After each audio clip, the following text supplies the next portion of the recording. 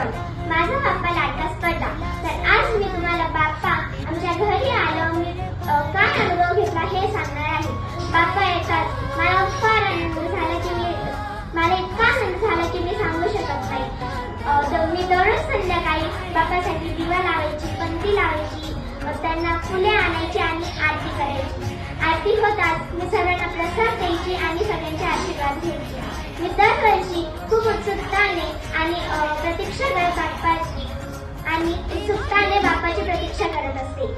बाप्पा कधी येईल असं मला होत असतं. बाप्पा येतो, 10 दिवस थांबतो आणि निघूनही जातो. तर मी ह्या वर्षी सुद्धा बाप्पाचं विसर्जन झालं पुन्हा प्रतीक्षा करेल आणि पुढच्या वर्षी प्रयत्न करेल की बाप्पाचं उत्सुकतात आनंदात कसं स्वागत करावं. धन्यवाद. मस्त.